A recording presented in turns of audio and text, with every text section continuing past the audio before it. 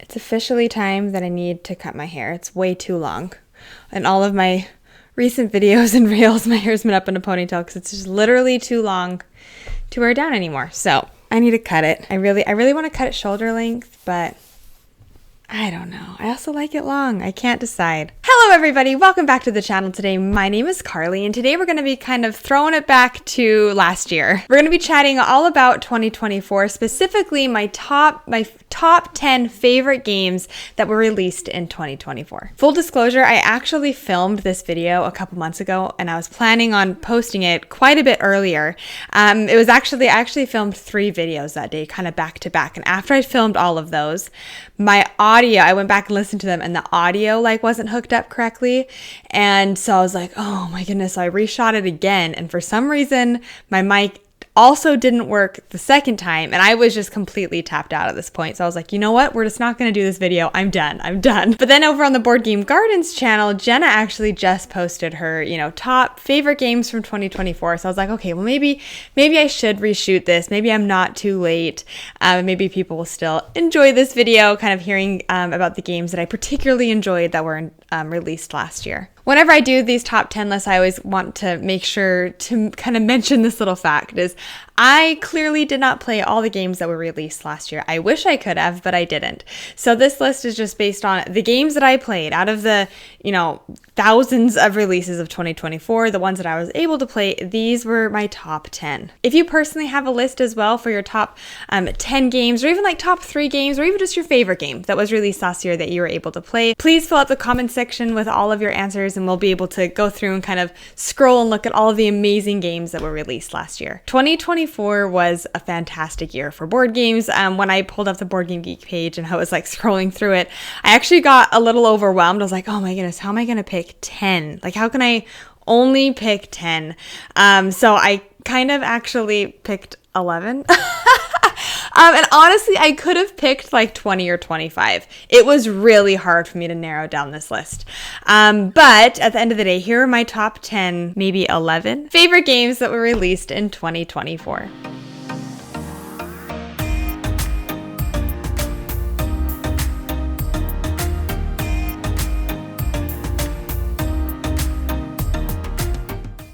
All right, so I am starting with the number 11 here. I actually was really interested. This is just a tiny little card game, and I was primarily interested in it because the designer of this game is also the same designer of Nana or Trio, which, if you are aware, Trio is one of our family's favorite card games. Literally, since the moment we started playing it, we have just been obsessed, and we play it all the time.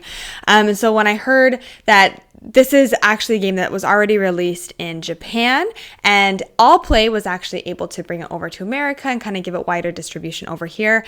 But this is a fantastic little card game called Panda Panda. So in Panda Panda, players will collect and discard cards in an attempt to build a set in their hands. The deck is really interesting because it contains letters from A all the way to G, and there's the most, I think there's I can't remember. Is there 11 A's? There's a lot of A's in the deck, all the way down to only 1 G. The point of the game is to win 2 rounds. And in order to win, you need to lay down a hand of cards.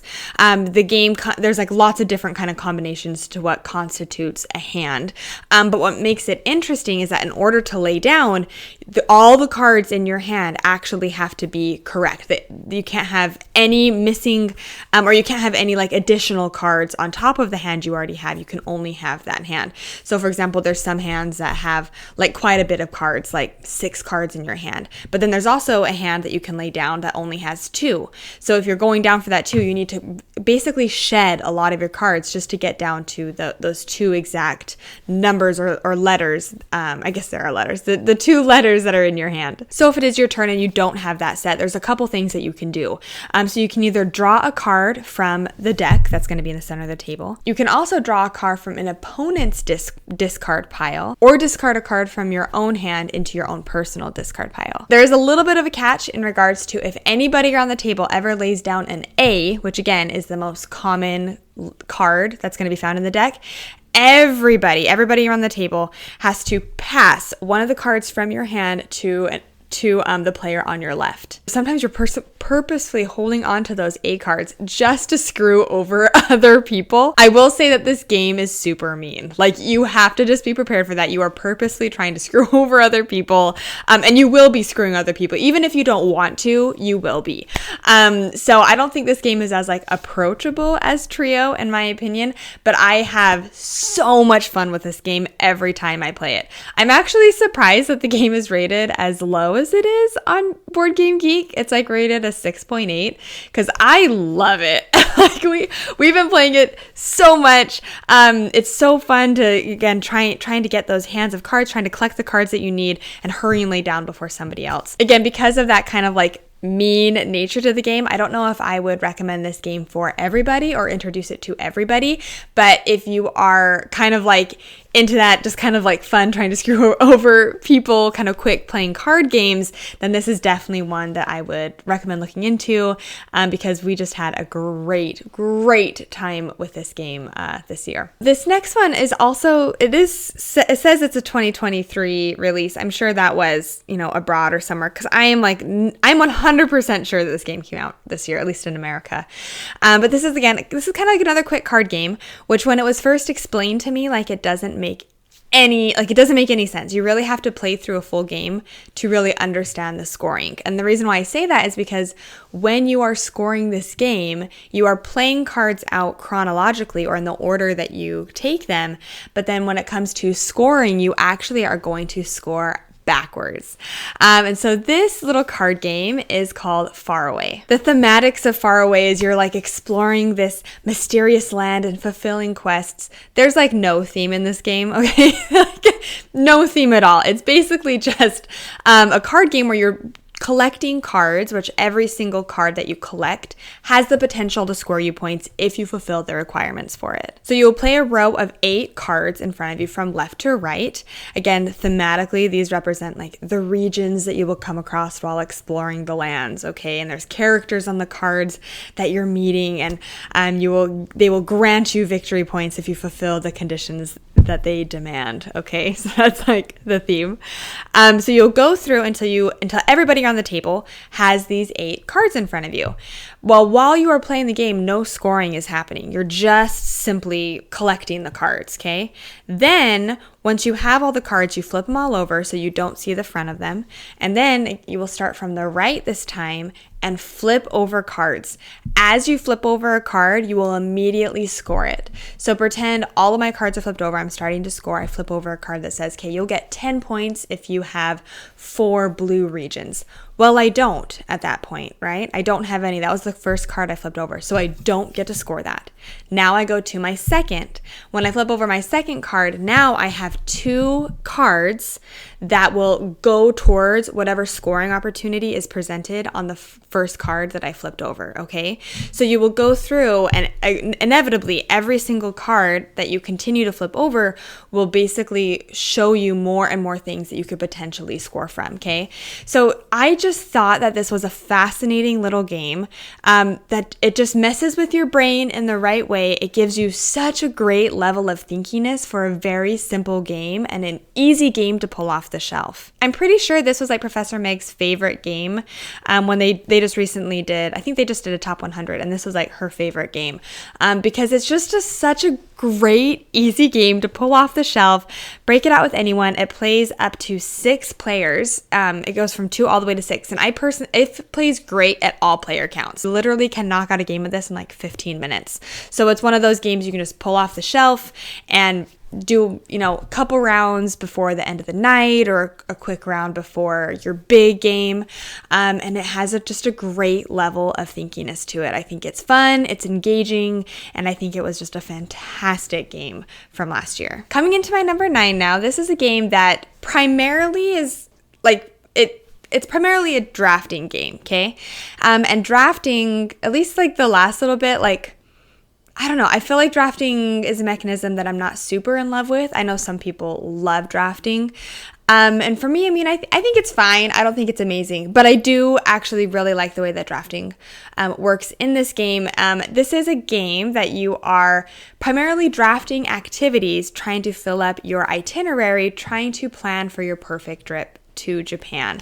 And this is Let's Go to Japan. In Let's Go to Japan, you are literally trying to fill up your perfect dream vacation to Japan. The game consists of 13 rounds in which players will be drawing activity cards and placing them into different days of their week-long itinerary. These attractions will have you bouncing between Tokyo and Kyoto as you try to puzzle out the optimal activities to maximize your experience while balancing your resources. There's lots of interesting things that happen in this game.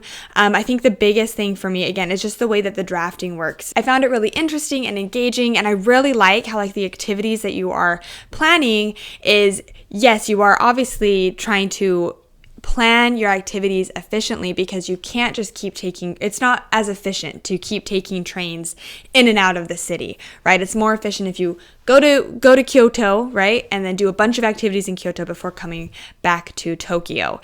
So the activities that you're drafting, you're kind of lining them up in that way, trying to maximize your little train tokens. But you're also trying to balance your happiness level. So some activities are really peaceful and zen, and they restore peace to your soul. But some activities, even though they're fun, stress you out, right? There's tons of people there, and it's crazy and chaotic. And I really like the little tokens that you're kind of like acquiring throughout the game too. I just think it's an interesting, fun drafting game.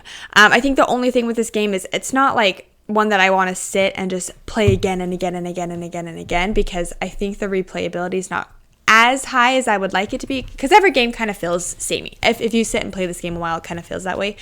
But I still love the experience and I still love the game. At its core, it's kind of just like a basic set collection and drafting game, but the theme really elevates it, in my opinion. Going to Japan has always been like a bucket list item for me. I'm sure it is for a lot of people, and it's just so fun just to sit and plan out. And it's kind of one of those games where after you're done playing, everybody sits and it's like, okay, like, where did you go? Like, what did you do on your trip to Japan? And everybody, goes through and kind of reads what their trip was. One of my favorite area control games of all time came out last year, and it's a theme that I love, and it's a two-player game, okay, a two-player area control game, which doesn't happen very often.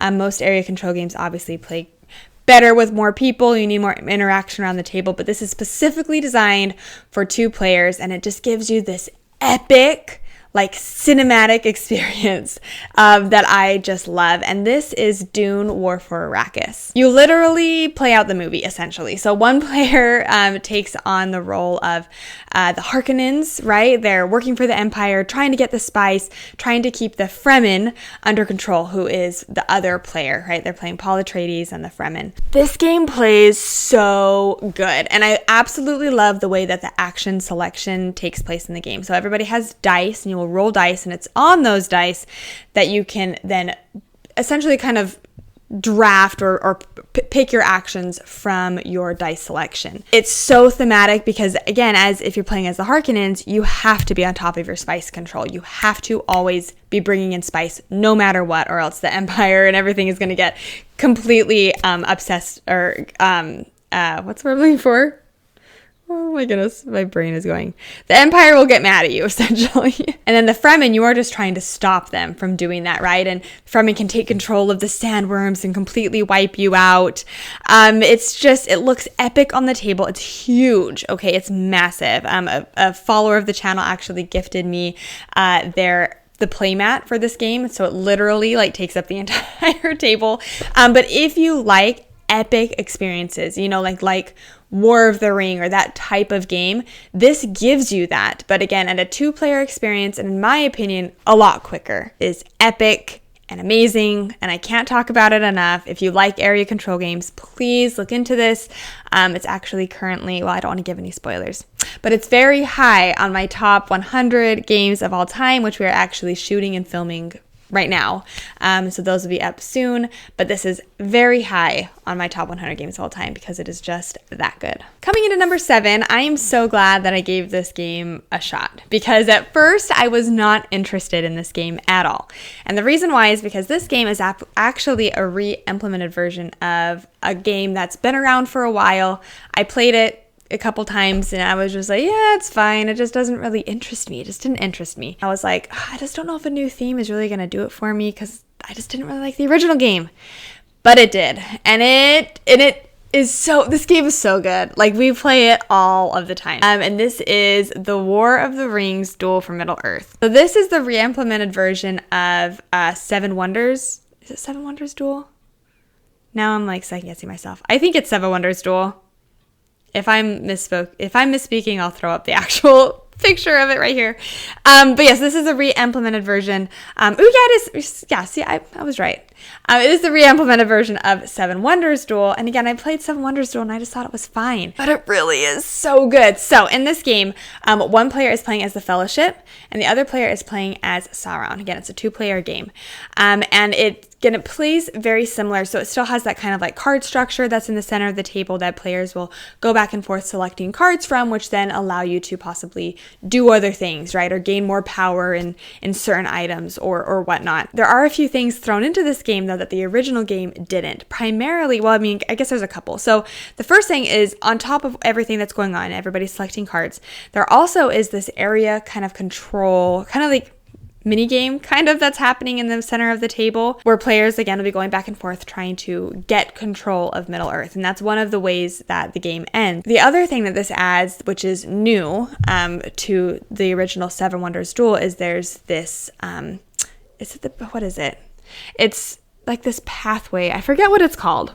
I'll throw up a picture of it. But it's basically this pathway where the Fellowship is trying to bring the ring to Mount Doom, while Sauron is basically, Sauron and his forces are chasing the ring bearers, right? So if you ever catch up to them as Sauron, then the game ends and you win. Or if the Fellowship ever makes it to the end, which every single time I play as the Fellowship, I try to do that. I've never done it, but I just want to throw the ring into Mount Doom, okay? I'm going to keep playing until I can do that.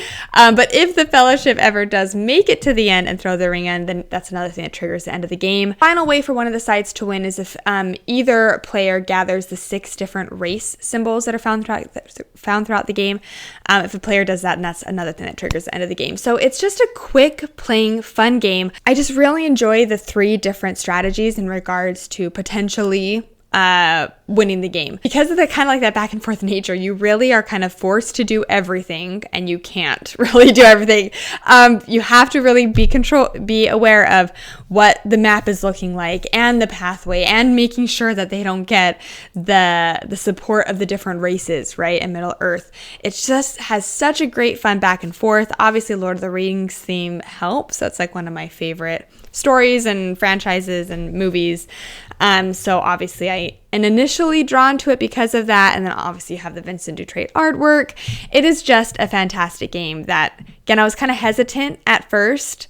Like, I don't think there's anybody who I wouldn't recommend this game to. It's just that fantastic. I mean, it's so good, especially if you are a Lord of the Rings fan. This next game is actually another all-play game, which when I first played the game, I really liked it.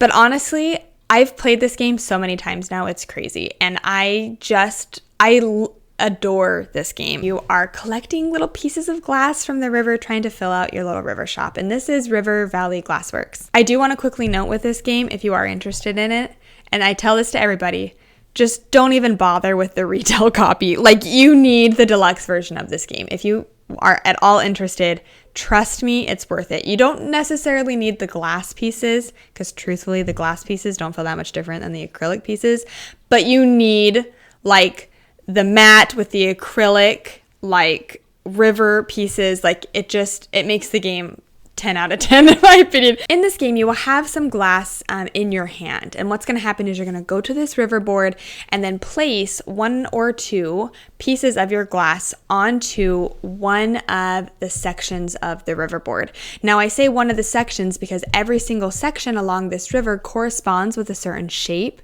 of the glass that you have in your hand, and you have to match up shapes. So for example, if I have a circle piece in my hand, then I'll go down to the river and place that circle piece on the corresponding circle river tile. After placing my tile, now I actually can choose to collect the glass from either adjacent river tile places that again were adjacent to the circle glass that I just placed. Once you collect your glass, it's that glass that you will then fill up your board and fill up your shop with. And it's interesting because when you go to the river, the color doesn't matter, but the shape does. But then when you come and fill up your board, the shape doesn't matter, but the color does. So you're going to be sorting your glass basically in different columns based by color, and the game, what triggers the end of the game is when somebody has placed their 17th piece of glass on their board. Everybody gets essentially like a couple more rounds, and then you will score up. And how you score up is your 2 tallest towers in the game or columns, and then you will go through and score up all of your completed rows. There is so much strategy in this game, and I think there's a lot more strategy than, especially like if you just kind of play this game once, you're like, oh, that game was fine. You really should give it a couple more shots, and hopefully you can kind of see really the level of strategy that comes with this game. Lots of different things you can do to kind of mix in and change up the game if you have the expansions. I just think this is a fantastic game that honestly I cannot stop playing. Like I'm always in games of this on BGA. I always want to play it in real life. It's honestly, again, want to cut, like there's so many games that are in this list that are like in my top 100 games of all time, but this one definitely is. Like, I just love the level of strategy. I love the thinkiness of it, and it plays so fast. Like, me and my family, we can play this game in like 15-20 minutes. So again, it's another one that kind of fits that end of the night game, kind of where some people have like Azul in their collection. That's like kind of what River Valley Glassworks is for me. It kind of fits that like Azul type of feeling game. I actually don't have Azul in my collection anymore, but I do have River Valley Glassworks, and I just think it's a more interesting game than Azul, and it just kind of fits that still kind of like level of thinkiness, that kind of puzzly nature to it. Coming into number 5 now, this is a really big, like epic looking game that fills up the entire table every time I pull it out. But you are basically taking on the role of factions, and you are clashing on the edge of the galaxy in this game. And this is Andromeda's Edge. So Andromeda's Edge is actually a re-implemented version of Dwellings of Eldervale. And I think the primary consensus for the most part is that Andromeda's Edge is essentially it's a better version than Dwellings of Eldervale. There's still stuff that I like. For me personally, I can't tell which one I like more because they are very similar games. I do think that Andromeda's Edge cleans up a lot of stuff that Dwellings had in its game. But, at the end of the day, these are both 2 fantastic games. But in this game, you're going to be launching your spaceships into space, hoping to collect some of the resources that are out in space, and basically trying to build developments. You're trying to get modules which help you move up progress tracks. You're trying to help basically build up your faction and try to get the most points. This is kind of one of those games that has like a little bit of everything, in my opinion. It has kind of like a touch of kind of like majority, area majority and influence. It has some dice rolling. It has tracks that you're moving up, right? It has buildings that you're trying to get out and build. It has even like events that happen and occur, which then causes the monsters to come on the board and attack you potentially. So it just has a little bit of everything, and honestly, the gameplay just sings in this game. It's so fun. I love how many different factions that the game comes with that you can play as, and I love how as the game goes on, you really do kind of build out your little, you really are building out your tableaus. That's another thing the game has. It's very fantastic tableau building, and just the way that the cards that you collect then go through and trigger and activate. You're improving your spaceships. Like, everything about it is super asymmetric. That's another thing that the game has. It's just like kind of an epic feeling game that honestly doesn't run like for the epicness that the game kind of gives me. It doesn't run as long as some other games that still offer that level of epicness, right? The artwork is beautiful. It is huge. Like, it's a really big table hog, but it has the game to back it up, in my opinion. I know this is this is Tim's. Did I say Tom?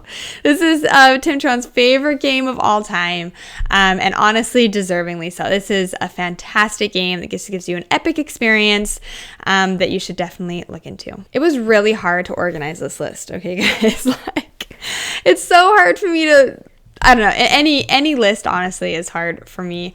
But this, I knew that Tether had to be high on the list because I am just obsessed with this game, and I feel like nobody else is talking about this game, so I'm just gonna keep talking about it. But this is Tether, and this is a mirror deck card game about connecting astronauts together. So everybody is going to have a set of cards in their hand, essentially a set of astronauts, and you are going to be laying them out on the table. Now, when you lay them out, you have to connect them in chronological order. So if you have a 25, then you have to put 26 next to it, or 24 before it, okay? It's a 2-player game, and so one player will be connecting numbers while the other is connecting numbers, and you're all kind of connecting numbers in the center of the table, kind of in the shared area. The tricky part, though, is one player is trying to connect numbers horizontally, while the other player is actually trying to connect numbers vertically. And why that's important is because that's how you're going to score points. Whenever one group reaches a certain amount of cards, that's when the gameplay stops, and you will actually score up that group based on how horizontal that group is and how vertical, and the players will basically score up the necessary points for that.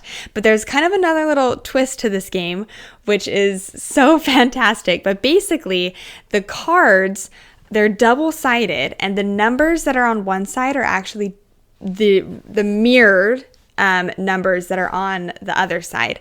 So one player who's playing as a horizontal player, you're actually seeing completely different numbers than the player who is playing opposite of you. This game just messes with my brain in the best possible way. Like, I am so obsessed with this game.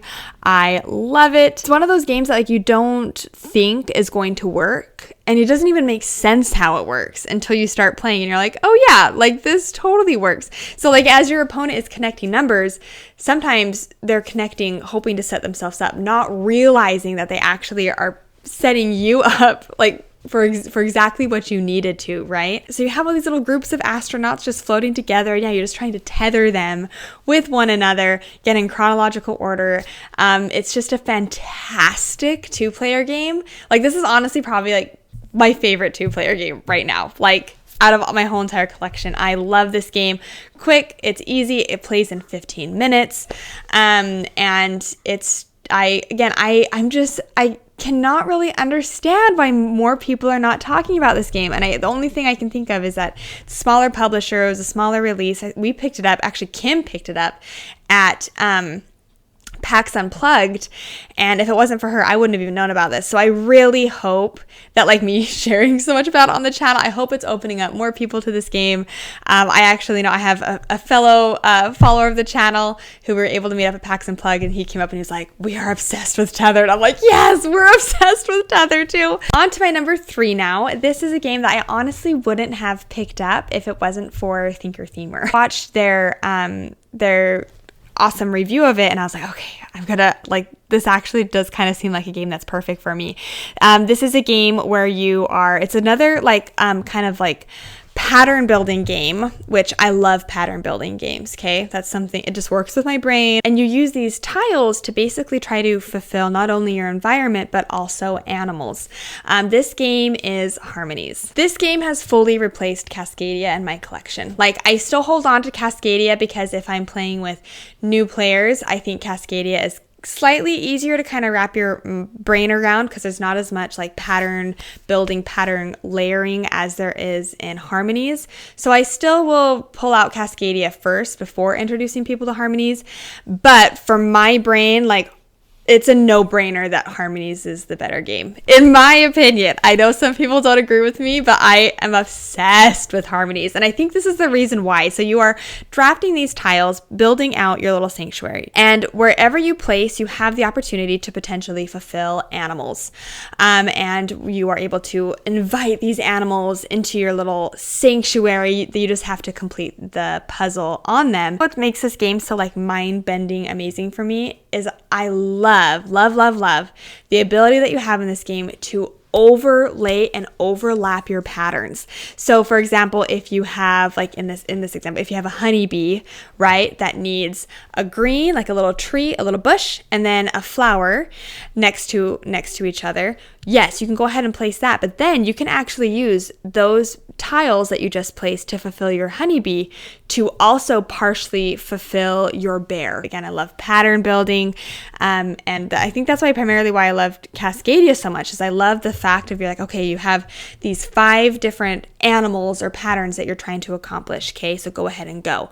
Well, now the amount of patterns that you can accomplish is not limited to 5, right? You can accomplish as many as you want to.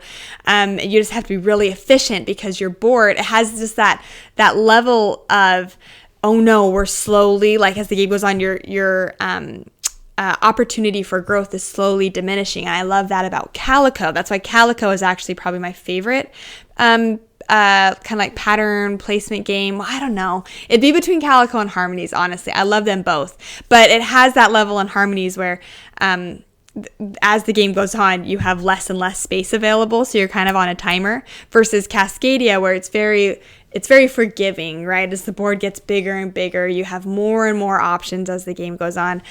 So I just like the limited nature of this game. It also makes it so, like, the game has a good time limit to it. It never feels like it overstays its welcome. It's just a fantastic game that I can't honestly recommend enough. I love this game. All right, so number 2 actually just had an expansion announced for it, which I actually totally called it the very first time. I'm sure they were already in production of it, but when I first played this game, I was like, this is just a fantastic game. It could easily have an expansion where you just mix and match the different tiles. Definitely need it, because I just need more of cheese. I need more cheese making in France, and this is fromage. So in fromage, you are literally playing as a French cheese maker, and you are making, aging, and selling your cheeses to the people in France. This is a simultaneous worker placement game where you have 3 little workers. You have like your hard cheese worker, your blue cheese worker, and then your soft cheese worker, and you're going to place them in the section. So there's going to be this like circular board that's in the center of the table, and whatever section is facing you, that's the section that you can place one of your little workers into, basically claiming that spot as your own. Everybody's going to do that at the same time. Once everybody's done, then the board will turn, and now you have your new little kind of mini game in front of you that you will then place. Every single quadrant is going to score you points in different ways. Some like one is like an area control kind of section of the game, where whoever has majority will then be able to get those points at the end of the game. Another little section has, you're trying to pair up your cheeses with other cheeses. So however many pairs you have, it will again give you kind of that many points at the end of the game. My favorite part about this game is just the way that the worker placement mechanism is utilized, because when you place a worker, you will not actually recall that worker next round necessarily. You will only recall that worker once the board has shifted enough times that that worker is now facing you. So whenever you place a worker, you know, okay, I will be able to get this worker next turn. I'll be able to get this worker 2 times from now, or 3 times. And just the way that is done in this game is just fantastic. And like the rotating board, it's not a gimmick. Like it actually is a very like crucial part of the game, and it just works so well with just the way that the workers operate. It's a fantastic, it's so good. We just released our review for this game. If I remember, I will link it in the description below. Future Carly, please do that. So if you kind of want to hear kind of more of my round out thoughts on the game, please jump over there. But this is fantastic. All right, so for my favorite game for 2024, this is one that I thought I was gonna like. I was really excited for it. I think it was it my Essen? It might have been my Essen number 1, like games I'd run to if I went to Essen. But I was pleasantly surprised by how much I ended up loving this game.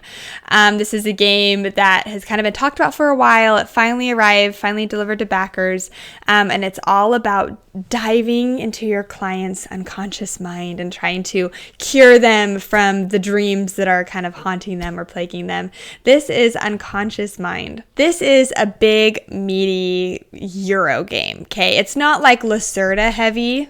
there is a lot going on. Okay, so just kind of be aware of that. There's worker placement, engine building, rondelles, lots of like cascading effects and stuff that happens that way. And just the way that all those mechanisms just kind of like meld together in this game, it just truly sings for me. It's so good. So basically you are going to take on the role of like a psychologist, I think that's what you're playing as. And you will start the game with these little, they're like little thought bubbles. And the worker placement section of the game is you will, on your turn, you can place your little thought bubble onto this kind of center, like, I think it's like a meeting room area.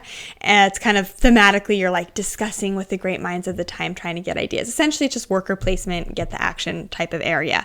But that is super interesting in and of itself. It's really hard to describe. I'll try to throw up a picture to see if I can explain it better. But basically every single location has 4 spots, okay, 4 slots that somebody could potentially go to activate or trigger that ability. But depending on what row you actually place your little thought bubble, that will then trigger your little ink pot, which is then on your personal player board, to rotate that number or that specific number of times. And why that is important is because every time your ink pot rotates, wherever your ink pot lands, you will then activate the row that the ink pot lands in. So some of the things that you can get in the meeting house area are little tiles, which then you can use to fill up your personal player board, therefore making your ink pot movement more powerful, because next time your ink pot moves, you actually will be able to unlock more and more things or locations. So while that's kind of happening, you're also trying to get insights, and insights are primarily what you're going to use to cure your patients. So you have your little patient board, and your patients have these dreams or nightmares or things that are plaguing them. If you are able to spend the necessary insights, you actually can cure them of these, which will then give you points or special abilities or stuff like that. For a heavy Euro game, I just loved the way they implemented theme into the game. And for me personally, the theme was super strong in the game. I loved the theme. I loved it's just so good. Honestly, just like the gameplay, it just like makes my brain happy playing this game. Everything makes sense. I love the chaining actions that you're trying to do. It kind of has that level of thinking ahead, right? You need to do this.